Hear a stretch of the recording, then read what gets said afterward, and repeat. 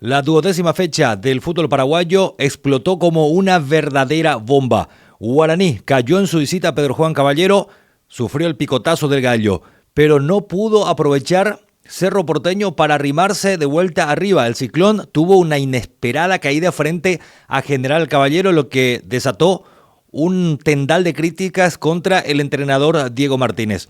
Por su lado, Olimpia sufrió una terrible humillación en cancha de Nacional. La Academia le pasó por arriba en el primer tiempo. Terminó con una contundente goleada. Trinidense ganaba, estaba como escolta. Al final terminó cayendo frente a Recoleta por 3-2. Ya estamos con todo lo que dejó la fecha 12 del fútbol paraguayo de Primera División.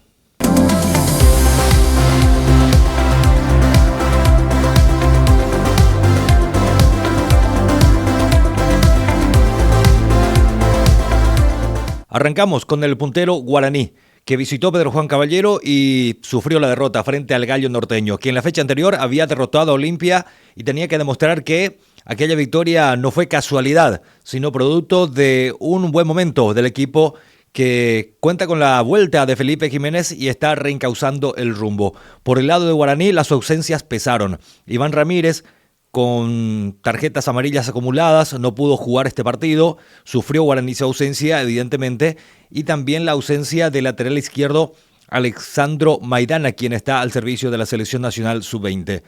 Un jugador que es difícil de sustituir hoy por características.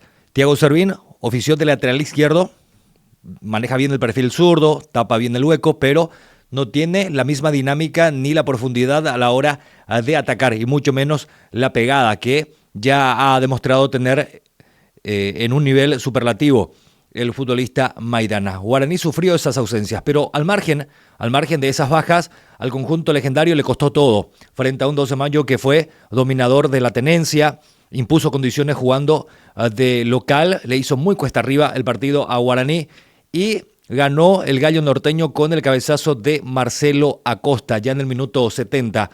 Aquel que fuera figura en el partido frente a Olimpia, en la terraza del país en la fecha anterior, volvió a ser protagonista del gol para darle al conjunto norteño el gol de la victoria. Un resultado que se suponía iba a golpear mucho a Guaraní por lo que podría suceder después, principalmente al día siguiente, con la presencia de Cerro Porteño en Mallorquín para enfrentar a General Caballero. Más todavía porque el Ciclón, ganando, se ponía a un punto y todavía con el partido pendiente frente a Tembetarí. Pero ¿qué pasó con Cerro Porteño? El Ciclón decepcionó absolutamente. Cerro Porteño, amplio favorito de cara a este partido, llegó descansado, había postergado su partido con Tembetarí, habían retornado los jugadores que estuvieron al servicio de la selección nacional, caso Blas Riveros, Gustavo Velázquez, podemos citar a Gatito Hernández, coste que no es titular en Cerro Porteño, pero también estamos hablando de un jugador que cooperó para la postergación del partido para cumplir con el reglamento, 3 jugadores convocados a la selección.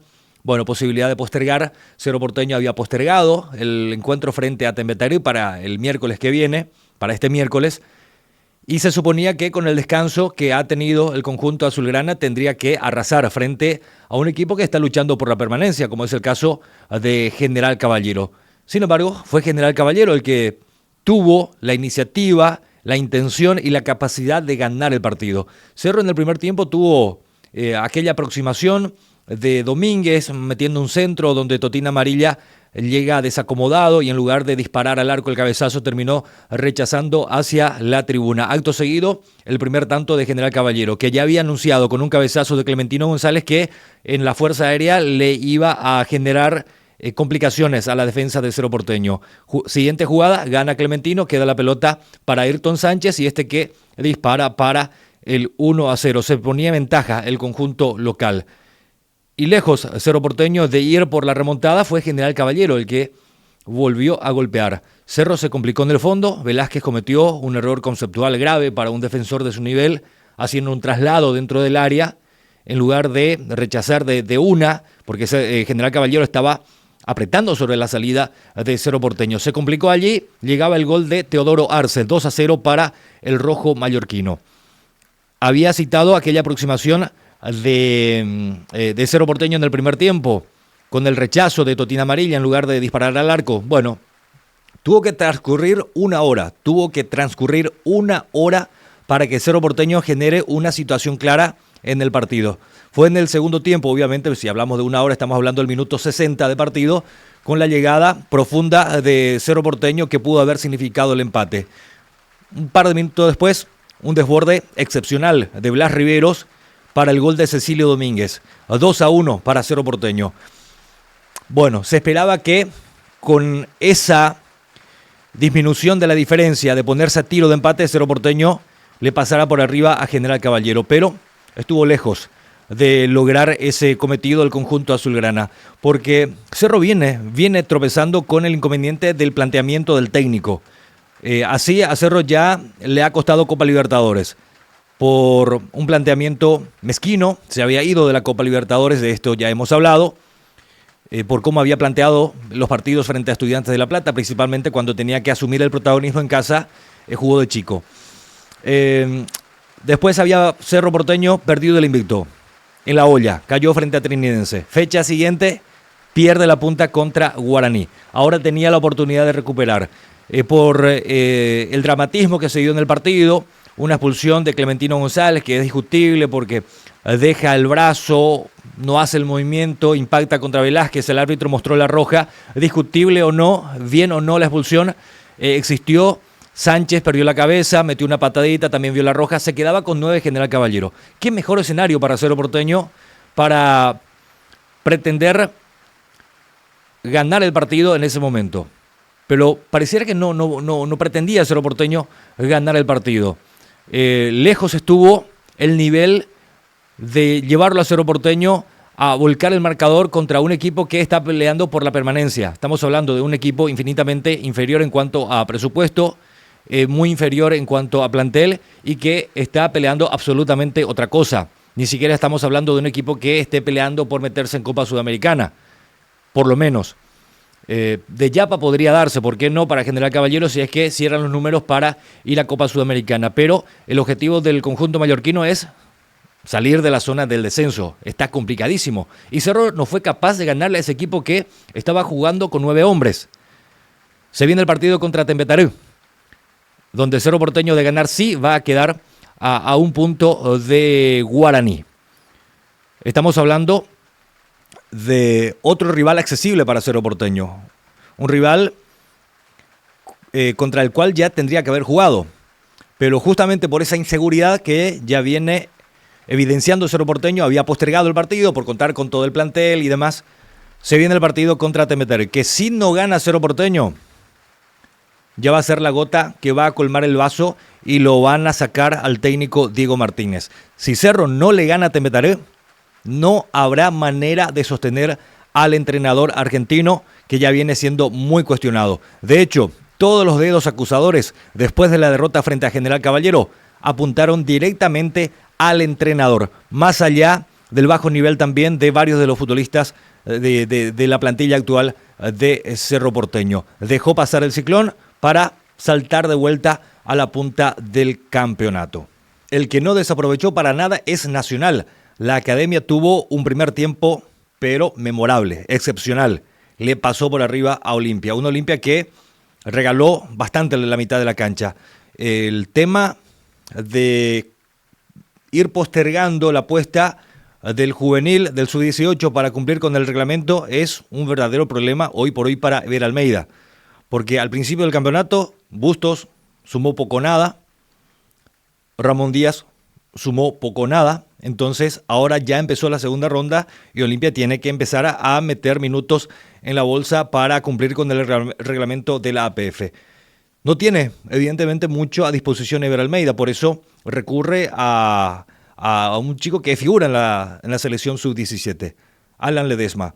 Pero su presencia en primera división todavía no llena el hueco en la mitad de la cancha, más todavía para jugar con un jugador que no tiene mucha dinámica, como es el caso de Richard Ortiz. Repercutió en Hugo Quintana, que tuvo que sentarse en el banco de lo mejor que vino mostrando Olimpia hasta este momento en el campeonato. Tuvo que ponerlo Almeida, lo puso y Olimpia pasó muy mal. El medio no atajaba nada a nadie, más los extremos y me refiero a ambos carriles. Y cuando hablo de extremos no solamente me refiero a los que juegan en punta, sino que también los que tienen que cerrar espacios en zona defensiva. Es muy criticado hoy por hoy Alexis Cantero en el lateral izquierdo de Olimpia, porque es allí donde más sufrió contra Nacional. Porque Nacional, cuando lo tiene en plenitud física a Gaona Lugo, es un equipo dificilísimo. Gaona Lugo, estando bien físicamente, hace una marcada diferencia en el fútbol paraguayo por velocidad, potencia y también por capacidad de asistencia y en el caso de ayer, capacidad de gol también. Entonces, cayendo Gaona Lugo por el perfil derecho en el ataque de Nacional, el lado izquierdo de Olimpia, el que se ve en figurillas es Cantero, porque Leguizamón, que hoy por hoy no aporta casi nada en ataque, tampoco coopera en defensa, no retrocede para cerrar espacios. Entonces, todo el peso recae en Cantero. Y para colmo, por su lado, el zaguero es el más lento que tiene Olimpia, Capazo, que tampoco le alcanza a nadie, no cierra espacios. Entonces, el que paga allí es Cantero, queda expuesto. Hoy es criticado por los hinchas de Olimpia, pero para mí es víctima de un equipo que no tiene la fortaleza a la hora de defender, con Leguizamón que no retrocede y con Capazo que tampoco le cubre la espalda por falta de dinámica. Y por el otro costado, Iván Valdés juntándose con Arrúa, Olimpia con muchos problemas también por el sector de Morales, mucha lentitud por parte de Junior Barreto, demasiados espacios por cerrar en la mitad de la cancha. Ortiz con Ledesma no fueron suficientes para hacer fuerza contra Alfaro y contra Fabricio Jara. Nacional fue netamente superior en todo ese primer tiempo. Y los primeros 20 minutos fueron terribles. Olimpia perdía 2-0. Almeida preparaba el cambio. Lo estaba alistando a Hugo Quintana para que este reemplace inmediatamente a Alan Ledesma. En ese interín llegó el tercero de Nacional. Partido liquidado. En lo que quedó del primer tiempo, Nacional le hizo precio a Olimpia. La diferencia pudo haber sido mucho mayor. Nacional aflojó un poco porque había entrado con un ritmo frenético que Olimpia no pudo soportar. Además hay que decir de esto Olimpia, que más allá de lo colectivo que está costando, porque hablamos de un plantel que arrancó con un técnico, que pasó a otro técnico y ahora es el tercer entrenador en este semestre. Estamos hablando de un equipo que antes de completarse la primera ronda había cambiado 2 veces de entrenador. Entonces cuesta ir armando un equipo. Evidentemente esto puede llevar tiempo. Conste que Ever Almeida no complica mucho. Aparece con simplezas en cuanto a la disposición táctica, en cuanto a lo que hay que hacer, no es de complicar mucho, pero a este plantel de Olimpia le está costando todo. Y si hablamos de que le está costando en cuanto a lo colectivo, ni siquiera hay una superación en lo individual. Jugador que entra, jugador que decepciona. Olimpia ayer contra Nacional perdió todos los duelos individuales. Capazo no agarraba una, todas las pelotas aéreas las ganó Bailone, y cuando la pelota venía a media altura o por abajo, igual ganaba Bailone. No le encontró la vuelta nunca. Y así podemos repasar línea por línea, porque en ofensiva, las pelotas que iban para Alcaraz o para Ferreira, terminaba sacando o Tomás Gutiérrez o Alexis Cañete. Leguizamón no pudo ganarle nunca a Claudio Núñez, que jugó de lateral derecho. Solamente tuvo una aproximación, una llegada importante en ese primer tiempo con un disparo justamente de Leguizamón, la única oportunidad que tuvo Olimpia en ese primer lapso del encuentro. Y cuando Almeida introduce 3 cambios en el arranque del segundo tiempo, el equipo no logró acomodarse para que Nacional ya haya convertido el cuarto. Otra vez Gaona Lugo ganando contra Martínez, que salió, dejó el hueco. Capazo rechazó mal, aprovechó a Arrúa, definió con gran clase, era el doblete de Carlitos Arrúa, que se mandó un partidazo. Y por más que Olimpia haya descontado de manera inmediata con el tanto de Richard Ortiz, bueno, ya la fuerza no fue suficiente como para buscar una remontada. Al final, ¿cómo termina esta historia? Olimpia humillado, Nacional le pegó un festín y además perdió la chance de sumar minutos para la bolsa del juvenil, porque apenas pudo sumar 20 minutos y además perdió el partido por goleada. Un negocio, pero desastroso para Olimpia. Nacional, en contrapartida, logró el salto que necesitaba. Venía con altibajos, con algunas dudas Nacional. Después de un buen arranque, como que se había quedado el equipo académico. Ahora dio el golpe, pasó al frente esa escolta de Guaraní. Y ojo a lo que se viene en la próxima fecha, Guaraní Nacional, puntero contra escolta, 3 puntos de distancia. Guaraní tendrá el partido clave, como también será clave para Nacional ese encuentro, con la posibilidad de darle alcance en la cima de la tabla del campeonato. Y si hablamos de desaprovechar, ¿qué ocasión dejó pasar Trinidense? Después de la victoria de Nacional contra Olimpia, Trinidense ganando su partido frente a Recoleta, quedaba a 2 de Guaraní. El Triqui que dio golpes muy fuertes en este campeonato, derrotando a Olimpia con remontada incluida, sacándole el invicto a Cerro Porteño, ganando la olla. Tuvo tropezones increíbles el equipo de José Arrúa, evidentemente con un plantel que no puede equipararse con los más pintados. Pero tiene un equipo fuerte, un equipo que sabe pararse en la cancha. De hecho, sacaba la ventaja, ganaba por 2-0 a Sportivo Trinidense. Era el nuevo escolta y faltando 20 minutos se le escapó todo. Una remontada excepcional de Recoleta para quedarse con una victoria de 3-2. Recoleta que de esa forma lo supera Olimpia porque estaban igualados en el puntaje allá por el fondo de la tabla. Y si hablamos de remontada, Libertad hizo lo propio. Primera victoria del Gumarelo en la era Guiñazú. Luqueño volvió a tropezar con la misma piedra. Ganaba en Itagua con gol de Marcelo Pérez, como aquel que había jugado en la fecha anterior contra Guaraní, donde inclusive ganaba 2-0, pero el que abría la cuenta era Marcelo Pérez. Bueno, de vuelta Marcelo Pérez y en el segundo tiempo cambió todo el panorama. Fue goleada del Gumarelo que se alzó con la victoria por 4-1. Otro que se revitaliza es Ameliano. Le ganó a Tembetaré por 3-2 en el arranque de la fecha. Ameliano, de flaca campaña, logró un triunfo que lo sitúa para ir perfilándose en Copa Sudamericana. El equipo de la B Azul está con esa pretensión de llegar a Copa Sudamericana y mirando la tabla acumulativa se va acomodando. Decir que no ha tenido una buena campaña, de lo contrario estaríamos hablando de un equipo que probablemente esté mirando algo más que la Copa Sudamericana. Veamos cómo va la marcha del campeonato después de 12 fechas del torneo clausura del fútbol paraguayo. Guaraní está liderando con 25. Seguido por Nacional con 22, se encuentran en la próxima fecha. Cerro Porteño 21, con el partido pendiente con Tembetaré, que puede ser para bien o para que explote todo. Se gana Cerro Porteño, queda a 1 del legendario y si pierde o si no gana, probablemente estemos hablando de un cambio de entrenador. Trinidense dejó pasar la gran chance, permanece con 20 puntos, Libertad subió a 17, igualando a Luqueño, su rival de turno, al cual ha goleado. 12 de mayo trepó a 16, Recoleta con 15, al igual que General Caballero. Y fíjense, Olimpia está con 12 puntos, al igual que Ameliano. Prácticamente Ameliano tiene un punto menos. Está ahí con tan solo 11 puntos. Y último, Tembetaré con 5 unidades dentro de la tabla de este campeonato clausura, que todavía va a dar mucho que hablar. Está totalmente incierto el panorama en cuanto a quiénes van a tomar la posta definitivamente en la lucha por el título. Guaraní habrá que ver si con las ausencias o con las rotaciones obligadas por bajas, por lesiones o por cualquier tipo de eventualidad, si tendrá suficiente plantel Víctor Bernay, lo que siempre nos hemos preguntado aquí, si esto le va a alcanzar a Guaraní. Y lo mismo uno puede plantearse por el lado nacional. Si miramos a Cerro Porteño, tiene una plantilla evidentemente mucho más frondosa. El problema está en que no todos están siempre a disposición. En Cerro Porteño siempre hay jugadores lesionados. Se turnan para lesionarse en Cerro Porteño. Uno pregunta, ¿y fulano? Y está en etapa de recuperación.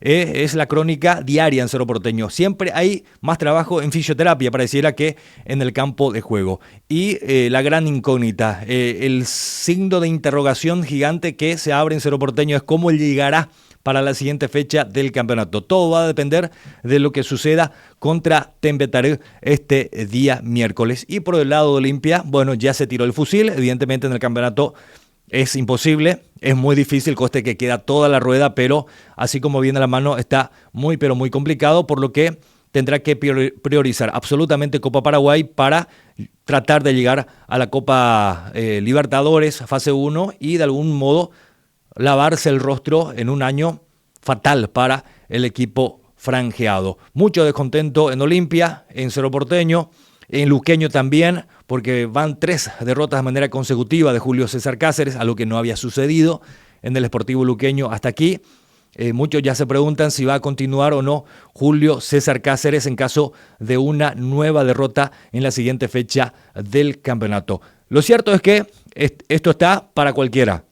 Nada está definido, nadie garantiza hasta aquí. Veremos si Guaraní tiene la mano firme para sostenerse en la punta en un partido bravísimo que se le viene con Nacional en la siguiente fecha del torneo clausura. Y nosotros aquí estaremos para compartir todo lo que haya dejado a esa altura la próxima semana, la fecha 13 del fútbol paraguayo.